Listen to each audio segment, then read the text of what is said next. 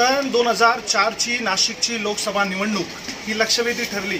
अवघ्या काही हजार मतांनी या ठिकाणी एक उमेदवार पडला आणि त्यामुळे सर्व नाशिककरांनी हळहळ त्यावेळी व्यक्त केलेली होती। तो उमेदवार म्हणजे दशरथ पाटील। खरं तर दशरथ पाटील यांना आता एक फोन आलेला आहे आणि या फोनमुळे नाशिक लोकसभेची जी निवडणूक आहे त्यामध्ये एक नवीन ट्विस्ट आलेला आहे। आपण नेमकं काय प्रकरण आहे, कोणाचा फोन होता आणि त्या फोनमुळे तुम्ही आज का थांबलेले आहात? नाही, आता लक्षात घ्या, अर्ज नाशिक लोकसभा 21ची भरण्याची वेळ उद्याची 3 तारखेची शेवटची 3 वाजेपर्यंत आहे। माझी तयारी पूर्णपणे अर्ज माझा तयार आहे, म्हणजे असा अर्ज कोरा नाही, भरून सह्या करून ॲफिडेविट करून सगळे जे त्याला प्रस्तावक लागतात त्यांच्या सह्या सगळ्या लिहून कुठेही काही शिल्लक ठेवलेलं नाही। फार निशाणी विशाणी सगळं अर्जांवर सह्या बिया सगळं हा माझा उमेदवाराची स्वाक्षरीपासून माझी सगळी तयारी पूर्णपणे ही तयार झालेली आहे। माझं ॲफिडेविट फोटोसहित हे सगळं प्रत्येक पानावरती सही हे सगळं माझं तयार आहे। हे नोटरीचा शेवटचा सही शिक्का हे माझी सगळी तयारी आहे। ही तयारी पूर्ण झालेली असताना मी आज ठरवलं होतं काल रात्री 10 वाजता माझ्या सोशल मीडियावरनं आणि तुम्हाला संदेश दिला तर 10:30 वाजता आपण प्रेस घेऊन नाशिककरांना जे काही आपल्याला निर्णय घ्यायचा तो जाहीर करू। परंतु सकाळी मला एक फोन आला आहे का आता 48 तास बाकी आहे, आजही तुम्ही जाहीर केला तरी निर्णय कळेल आणि उद्याही सकाळी जाहीर केला तर कळेल। संबंधित व्यक्ती जी आहे ती राजकारणाच्या पलीकडे आहे, परंतु तिचं जे काही दबदबा आहे तो त्या शब्दाला महत्त्व आहे। तर मला सांगितलं थोडं तुम्ही थांबून घ्या, 24 तासांनी काय होणार आहे, आजचे 10:30 उद्या 11 करा। नेमकं कोण व्यक्ती आहे आप्पा, नेमकं कुठल्या पक्षाचे आहे, कुठल्या पक्षाचे संबंधित आहे? तुमचा शिवसेना भाजप किंवा काँग्रेस या सगळ्याच पक्षांमध्ये मित्रपरिवार आहे? नाही बघा, माझं 25-30 वर्ष राजकारणामध्ये कोणत्याही पक्षाशी वाकडं नव्हतं नाही, परंतु मी शिवसेना भारतीय जनता पार्टीचा महापौर होतो।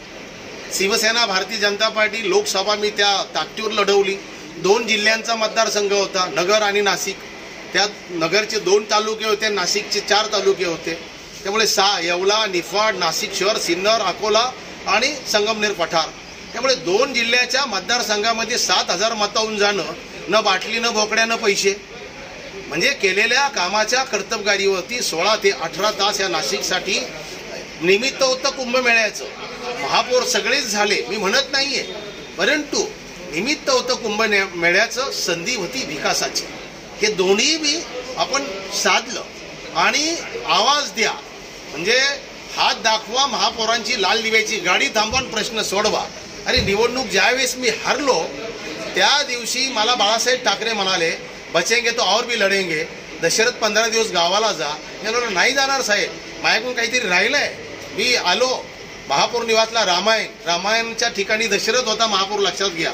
आणि मी आलो, मी घोषणा केली तुम्हाला पत्रकारांना घेऊन, हात दाखवा, महापौरांच्या लाल दिव्याची गाडी थांबवा, तुमचे प्रश्न सोडवा।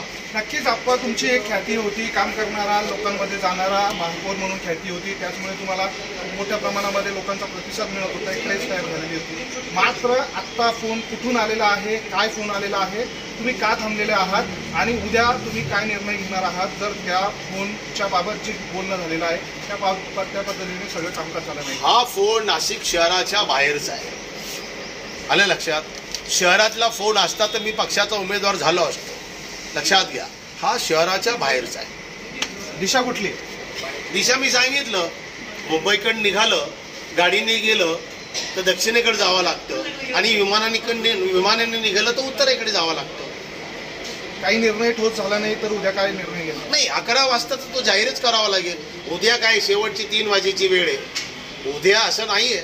मला माझ्या नाशिकच्या, मी शहर आणि ग्रामीणला गेलो, अहो अतिथी देवो भव, जसा कोणाला स्वतःचा मुलगा वाटतो, कोणाला स्वतःचा घरातला वाटतो, कोणाला कुटुंबातला वाटतो, कोणाला माझं काम अर्ध्या रात्री ऐकणारा दशरथ पाटील वाटतो, तर कोणाला शेतकऱ्याचा मुलगा वाटतोय, तर कोणाला शेतकऱ्याच्या ट्रॅक्टरचं काही समजा दुरुस्त नादुरुस्त असेल तर दशरथ पाटलाला दुरुस्तीचा सल्ला द्यायचं कळतं। एखाद्याचं पीक जर कोमजलं असेल तर त्याला कसे पानं पालवी फोडायची, फुलं कशी आणायची, फळं कशी द्यायची, हे शेतकऱ्याच्या पोराला दशरथ पाटलांना माहिती आहे. त्यामुळे सगळ्यांचं प्रेम असल्यामुळे मला त्यांची फुलं कोमजलेली नको, त्यांची फळं स्वस्तात घेणारे पुढारी नको.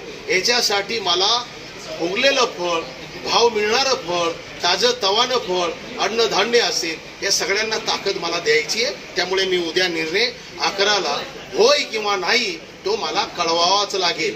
मला उद्या 2 वाजेची वाट पाहायला लावायची नाही. मी पुन्हा 11ला तुम्हाला येईल, भेटेल, तुम्हाला सांगणार. तुमच्या माध्यमातून तो सार्वजनिक होईल. कारण मी भांडवलदार नसल्यामुळे मी तुम्हालाच बोलवतो आणि माझ्याकडे सोशल मीडिया फुकट असल्यामुळे मी त्या माध्यमातून बोलतो. तुम्ही आलात, सगळ्यांना माझ्याकडनं धन्यवाद.